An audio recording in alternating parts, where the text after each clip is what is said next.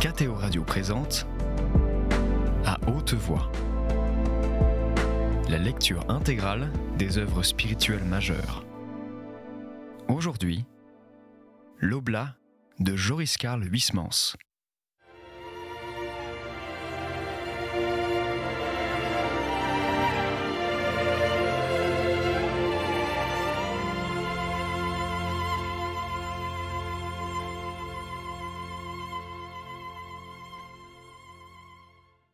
Quoi qu'il en soit, cette messe, après celle de Saint-Joseph qui l'antécédait sur le calendrier, était d'autant mieux la bienvenue qu'elle tranchait sur celle du carême, dont le défilé ne s'était pas ininterrompu pendant toute la semaine d'avant. Partout, l'ordo portait la mention « de feria », c'est-à-dire office du propre, différent chaque jour, superbe du reste, mais bref, plus de gloria, de credo, dite missa est, d'orgue. Le trait substitué à l'Alléluia, le Te Deum interdit aux matines, 2 cierges tout juste allumés, les jours où il y avait diacre et sous-diacre, le diacre arborait son étole violette en buffleterie, le sous-diacre la sienne, relevée en tablier, et les messes étaient précédées des 3 petites heures défilant à la suite. Ces messes variées rompaient la monotonie des éternelles messes du commun et étaient dotées d'un kyrie très ancien, court, sec, dansant, curieux par sa candeur d'enfant gâté, par sa naïveté de plainte presque joyeuse, sûr d'être accueilli. Les vêpres étaient transférées avant le déjeuner, car logiquement elles devaient être débitées à jeun, et l'on aurait pu se sustenter avant 5 heures du soir, si l'horaire coutumier avait été suivi. Et ces vêpres de féerie étaient une surprise. On les récitait si rarement, l'on n'entendait plus le Dixit Dominus Domino meo et les psaumes rebattus du dimanche. Ils changeaient sans doubler l'ancienne, chaque jour. Et le lundi, l'on pouvait enfin écouter le magnifique In exitu Israël de Egyptio, que l'on ne chante presque jamais dans la liturgie bénédictine. Les vêpres de Saint-Benoît ramenaient la monnaie courante des psaumes, mais leur inintérêt était sauvé par de splendides anciennes, celles de Sexte surtout, le Gloriosus Confessor Domini. Elles eussent été parfaites sans une hymne aussi médiocre que celle de la messe. Et le Laudibus Cives Resonent Canoris, puant la langue païenne, le latin de la Renaissance, avec son Olympe mis tout le temps à la place du ciel, une hymne qui sentait la commande, le devoir de collège, le pion. Mais les hymnes de cette fée exceptés, ce temps de la Saint-Quarantaine était, au point de vue liturgique, admirable. La tristesse y allait, grandissant chaque jour, avant que d'éclater en les lamentables impropères, en les douloureux sanglots de la Semaine Sainte. Cette période de tristesse et d'expiation avait été elle-même devancée par les mélancoliques semaines de la Septuagésime, au début desquelles l'on pratiquait naguère l'abstinence, en ensevelissant l'allègre et le fol Alléluia. Et Durtal se rappelait en souriant que l'on procédait autrefois à son inhumation ainsi qu'à celle d'une grande personne, tant ce cri d'allégresse semblait vivant et intimement lié à notre Seigneur, avec lequel il ressuscitait le dimanche de Pâques. Au XIIe siècle, il avait même existé tout un office de ses funérailles fixé au samedi, veille de la Septuagésime. Cet après-midi, après nonne, les enfants de chœur sortaient en procession de la sacristie avec la croix, les torches, l'eau bénite, l'encens, et ils portaient en guise de corps un peu de terre, traversaient le chœur de l'église et se rendaient au cloître où l'on aspergeait et encensait l'endroit choisi pour la sépulture. C'était la mort d'une expression et le trépas momentané d'un chant. C'était l'éclipse de guet et de prodignum, et l'on gémissait cérémoniellement de les avoir perdus. Et le fait est que les Alléluia du répertoire grégorien n'étaient pour la plupart si délibérément exquis que l'on s'attristait de ne plus les chanter et que l'on se réjouissait de bon cœur alors qu'ils renaissaient avec le Christ. Cette funèbre vie liturgique que nous avons commencée avec la Septuagésime, qui est l'approbation du carême, comme lui-même, est le noviciat de la Passion et de la Semaine Sainte. Il va s'assombrir encore avec les préludes de Pâques, et ce sera encore fini, murmurait Durtal. Et je n'en serais vraiment pas fâché, car ces jeûnes et ces maigres répétés m'excèdent. Vrai, le brave saint Benoît aurait bien dû, à l'occasion de sa fête, nous permettre d'user d'aliments gras. Va te faire fiche, l'austère morue va, une fois de plus, sévir, continua-t-il en emboîtant le pas derrière les moines qui rejoignaient le cloître par la petite porte ouverte dans le fond de l'église. De nombreux prêtres des environs, quelques dominicains, invités par le père prieur, se promenaient sous les galeries. Il y eut échange de présentations. Durtal cherchait un joint pour aller fumer une cigarette dans le jardin quand il fut accaparé par le curé. Il l'emmena dans une allée, et là, en attendant l'heure du repas, le prêtre lui raconta les cancans du village. « Vous connaissez la fille Minot ?» disait l'abbé, et Durtal secouait la tête. « Mais vous connaissez au moins sa sœur, qui a épousé Nimoret ?» Et Durtal secouait encore la tête. « Ah ça, mais vous ne connaissez donc personne ici ?» s'exclama le curé ahuri et un peu défiant. « Non. À part la mère Vergonia, mon ancienne bonne, et le vieux Champeau que j'emploie pour ratisser les allées du jardin, je ne fréquente personne. Je me borne à faire la navette de ma maison au cloître. Je me balade parfois dans le jardin et vais à Dijon, ou chez Monsieur Lampre et Mademoiselle Le Garambois, mais je n'ai aucun rapport avec la population du pays que je sais libidineuse et cupide, ainsi que celle de toutes les campagnes du reste. » L'Angélus sonna et mit fin à l'entretien. Ils regagnèrent les arcades du cloître, dont prieur lava les mains de tous les invités qui se pressaient à la queue leu-leu devant la porte du réfectoire, et au son d'une lecture tombant en ondées monotones sur les tables, le dîner commença. Il n'y avait point la morue prédite, mais une anguille chapelurée nageant dans une eau échalottée qui sentait le cuivre, des œufs mollets crevés sur des épinards au sucre, des pommes de terre frites, une crème liquide au caramel, du gruyère et des noix. Et ce qui fut le comble du luxe, l'on but un doigt de vin excellent récolté dans les monastères de l'Espagne. Après le retour des grâces achevées à l'église et le café, Durtal, que la discussion des curés sur la politique, la récolte des vins et la démission toujours retardée de monseigneur Trioro n'intéressait guère, s'échappa avec le père Feltin et s'en fut rejoindre les novices. Il y avait grand débat lorsqu'ils arrivèrent. Les petits qui n'étaient pas prêtres déploraient que l'abbaye ne contint pas assez de moines pour pouvoir célébrer sans interruption du matin au soir et du soir au matin l'office. Mais comme il eût fallu de fortes équipes pour établir le roulement du laus perennis, il n'était pas possible d'y songer. « Enfin, ça viendra bien un jour », affirmaient les frères Gèdre et Blanche.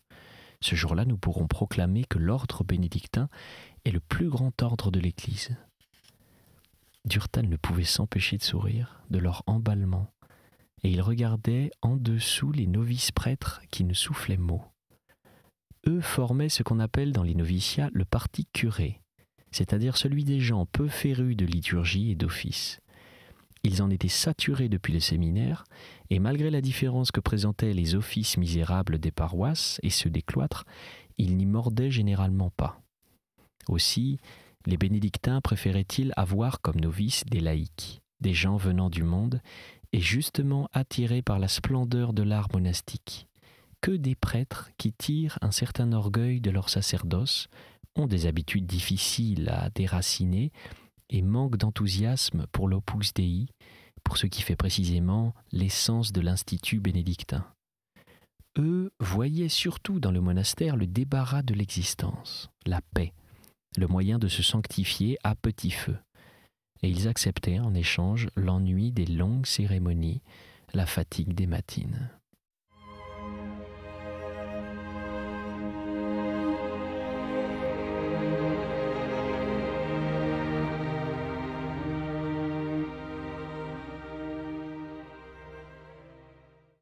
« N'est-il pas vrai, monsieur Durtal, disait le frère Blanche, que le but de la vie monastique devrait être la louange ininterrompue de Dieu ? » ?»« Certainement, petit frère. Mais pour vous consoler de ne pouvoir réaliser ce projet, persuadez-vous que la louange pérennelle subsiste, non dans un ordre particulier, mais dans tous les ordres réunis ensemble. La prière des congrégations n'arrête jamais. les couvents des diverses observances se relaient entre eux et ils effectuent à eux tous ce que vous voudriez pratiquer seul. Comment cela ? Mais voyons, prenez à vue de nez les horaires des différentes communautés, et vous constaterez qu'il en est ainsi. Dans le jour, forcément, à moins que vous ne dévidiez les prières de l'adoration perpétuelle, en ayant toujours plusieurs moines devant le Saint-Sacrement, vous aurez des trous dans la trame déroulée des offices, car vous ne pouvez réitérer indéfiniment les heures canoniales. Et il faut travailler, manger, vivre, en un mot. La question ne se pose donc que pour la nuit. Il s'agit de prier le Seigneur quand personne ne le prie plus. Eh bien, mais elle est résolue, et dans ce concert permanent, votre place est réservée. C'est juste, fit le père Felletin. Expliquez-nous cela, dirent les moinetons. Dame, grosso modo, et sauf erreur, car je n'ai pas sous les yeux les règles d'ordre, je ne m'occupe bien entendu que des cloîtres contemplatifs, et laisse les autres qui, dès le matin, vous apportent eux aussi le renfort dans leurs suppliques. En partant du moment où la dernière heure liturgique cesse, c'est-à-dire après les complis qui se terminent généralement de 8h à 8h30 du soir, le service divin recommence avec les matines et les laudes. De 8h30 à 10h chez les bénédictines de la Congrégation de France, de 9h à 11h chez les carmélites, de 11h à 1h30 chez les clarisses coltines, de 11h30 à 2h chez les chartreux, de 2h à 4 ou 4h30 chez les trappistes, les trappistines, les bénédictins et les bénédictines de la primitive observance, les bénédictines du Saint-Sacrement, de 4h30 à 5h30 chez les bénédictins de la Congrégation de France, de 4h30 à 6h chez les clarisses et autres instituts, car à partir de 6h, le service est alors assuré par toutes les cénobies. Il est bien entendu que j'omets en cette liste les ordres dont j'ai oublié les règlements, ou dont je n'ai pas lu les statuts, et que cet horaire que je viens de tracer ne saurait être qu'approximatif, puisque les offices durent plus ou moins longtemps selon les rites des fêtes. Ajoutons, dit don Felletin, que le monastère des Norbertines, qui s'est implanté en France, fait l'office de minuit à 1h et le reprend à 5h du matin, après un sommeil coupé, tel que celui des clarisses et des bénédictines du Saint-Sacrement. Il n'est pas en effet 1h de la nuit qui chôme. Quand le monde dort ou pêche, l'Église veille. Ces moniales et ces religieux sont toujours postés en grand garde pour abriter le camp des fidèles constamment assiégés par l'ennemi. Et vous négligez dans votre nomenclature les bénédictines calvériennes ? S'écria le frère de Chambéon. Elles sont à joindre au groupe des trappistes, des trappistines, des bénédictines sacramentines. Elles aussi se lèvent à 2h pour chanter matines. C'est un ordre de réparation qui suit les préceptes de saint Benoît dans leur rigueur la plus stricte. Elles ont le maigre perpétuel et sont déchaussées comme les clarisses, du 1er mai jusqu'à la fête de l'exaltation de la Sainte Croix. Le frère de Chambéon jubilait en parlant de la dureté de ces ascétaires. Ce vieux grognard du bon Dieu qui se macérait de terrible façon était cependant doux et aimable, ainsi qu'un homme qui ne souffre pas. Il était à son âge le plus jeune de caractère du noviciat. Il prêchait l'exemple, et mieux que les exhortations du maître des novices et du zélateur, sa bonhomie apaisait les petites querelles qui se produisaient forcément entre le parti moine et le parti curé. Il irradiait la paix autour de lui, et tous étaient d'accord pour l'écouter tel qu'un saint. Il serait curieux de savoir, reprit Durtal, si ces horaires liturgiques ont été combinés entre les divers ordres ou s'ils ont été organisés, je ne dis pas au hasard car le hasard n'existe pas, mais par une décision de la Providence qui se serait arrangée lorsqu'elle a inspiré les ordonnances de chaque institut pour que chacun choisisse une heure différente afin de remplir le cadre. « Ah ça !» s'écria don Felletin, « nous l'ignorons. Il est difficile de croire à une entente préalable, car la naissance des congrégations n'a pas eu lieu aux mêmes époques. Et il faudrait admettre alors qu'après avoir pris connaissance des observances des ordres déjà nés, Ceux qui se fondaient auraient repris la prière au moment où les autres la laissaient. C'est après tout possible, mais la preuve de ce dessein, où est-elle ? Le père Émono, qui avait tenu compagnie à l'un des curés invités, arriva sur ces entrefaites conduisant doucement par le bras le père Philogone Minet. Il se débattait en pleine enfance. Depuis qu'il était en cet état, il errait lentement dans les corridors et ne se trouvait content que parmi les moinillons. Il s'asseyait au milieu d'eux, ne causait pas, les regardait avec de bons yeux rire. Bien qu'il fût interdit au père de communiquer avec les novices, l'on tolérait cette infraction, et par charité les petits le promenaient quand il en manifestait l'envie dans leur allée. Il était d'ailleurs vénéré par tous. Son cas était extraordinaire. Ce doyen, qui était un moine de la vieille roche, n'avait jamais sa vie durant manqué à un office.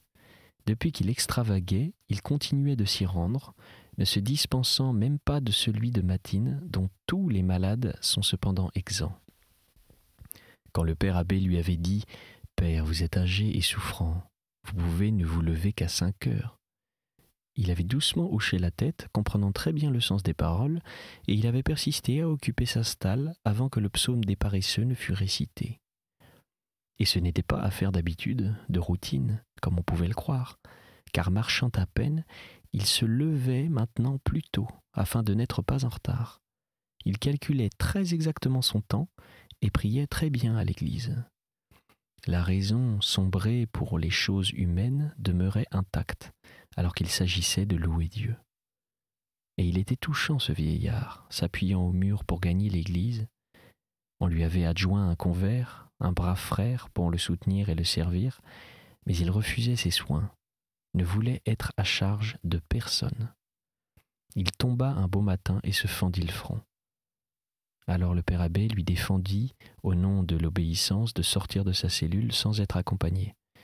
Il comprit, pleura, et tant qu'il fut seul, ne bougea plus.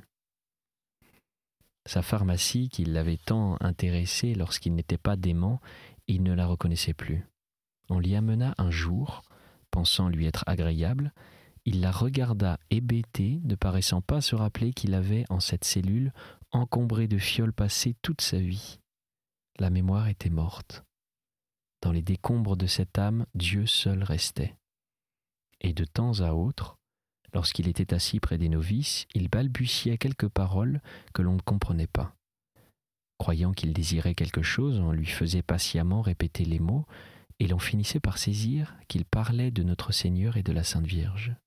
« Asseyez-vous, père », dit le frère Blanche qui l'installa sur un banc. « Mettez-vous là près de notre frère Durtal. » Et tout à coup réveillé, le vieillard le scrutait d'un œil qui s'éclaircissait, et il secouait douloureusement la tête, le considérant avec une indicible pitié, puis il le fixait gaiement avec un doux sourire. Et comme tous, interdits, Durtal le premier de ces jeux de physionomie lui demandait « Qu'y a-t-il, père ?» Il retombait dans le mutisme de ses traits, incapable de s'exprimer plus.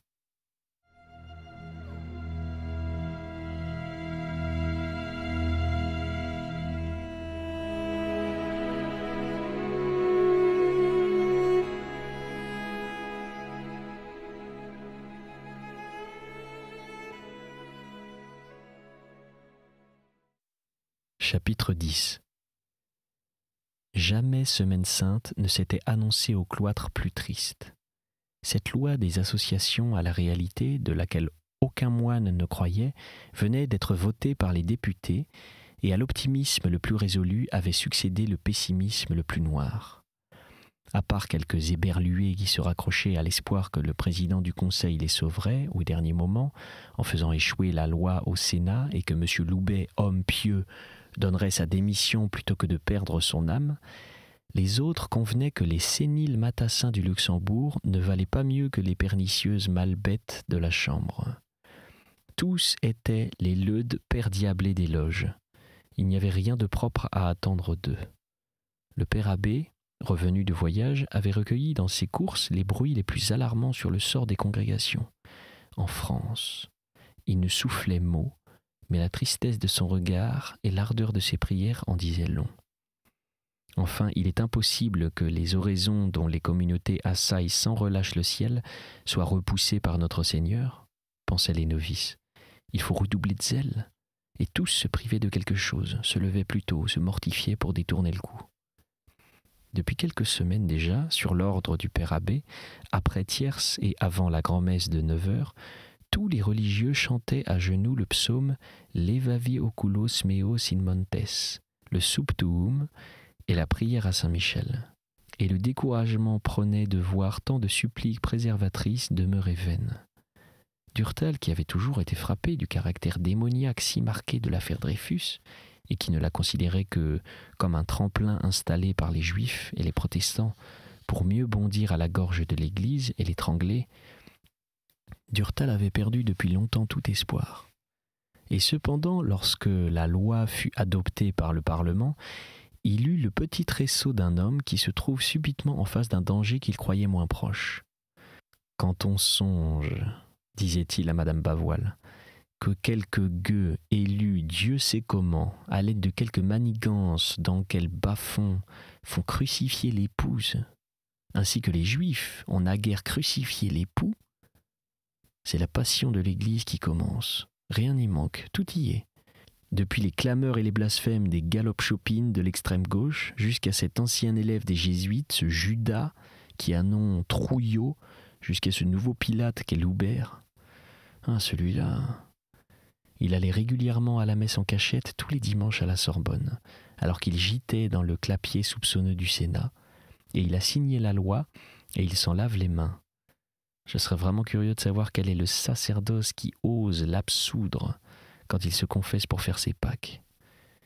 Qui peut-il bien raconter au Seigneur ce monsieur Loubet lorsqu'il le prie ? Demanda Madame Bavoil.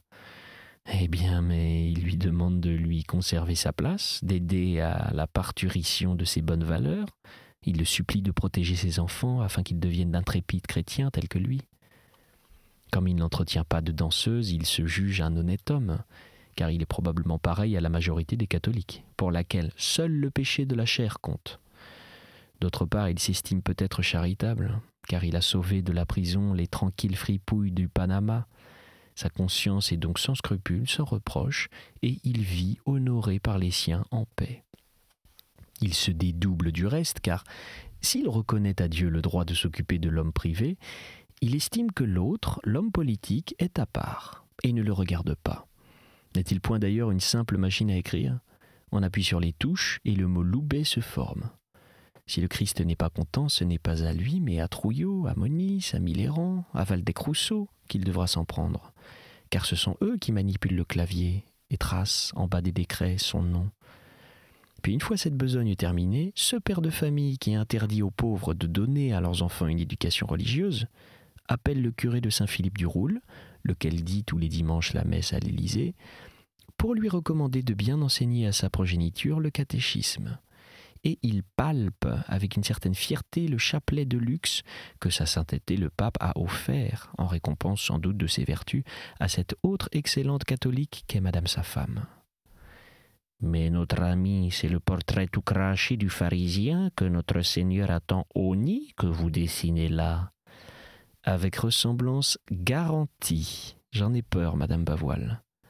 Mais enfin, tout n'est pas désespéré. Rome peut encore intervenir. Pourquoi faire ? Aucun pape n'a plus que Léon XIII aimé la France. Harcelé, il faut bien le dire, par les catholiques qui, dénués de toute initiative, lui réclamaient à propos de n'importe quoi des instructions. Il a cru nous rendre service en s'immisçant dans nos affaires. Et mal renseigné, et certainement trompé sur l'état de notre pays, il s'est imaginé qu'il apprivoiserait ce volatile, matinée de vautours et d'oies, qu'est la République des Juifs et des athées. Hélas, elle a percé à coups de bec les mains qu'il tendait pour le caresser. Il ne s'est néanmoins pas découragé. Il a disputé, pied à pied, les quelques libertés religieuses demeurées intactes, et il a subi en échange des nominations d'évêques indignes, des injures et des menaces.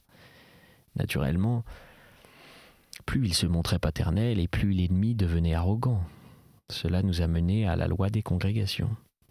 Il a tenté alors un dernier effort en laissant entendre que si l'on touchait aux ordres, il retirait le protectorat des œuvres de l'Orient à la France. Cette fois, on lui a épargné les coups de bec. C'étaient des blessures encore trop nobles.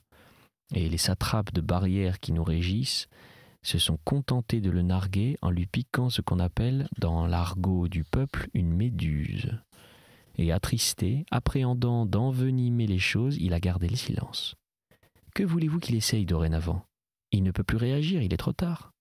« Certes, si quelqu'un est à plaindre, dit Madame Bavoil, c'est bien ce vieillard dont les affectueuses intentions n'ont été récompensées que par des moqueries et des outrages. » Je me figure cependant, reprit Durtal, que de plus amples douleurs ont encore supplicié la vie de notre père. Il en est en tout cas une qui a dû être pour lui la dernière goutte du calice à boire. L'on n'en connaît vraiment pas de plus amer. C'était À haute voix, une émission de KTO Radio. Aujourd'hui, L'Oblat de Joris Karl Huysmans. Lecture, Pierre Deveau. Captation et réalisation, Aymeric Plouinec et Thibaut Dagalier. Une émission disponible en podcast sur ktoradio.com et sur l'application KTO Radio.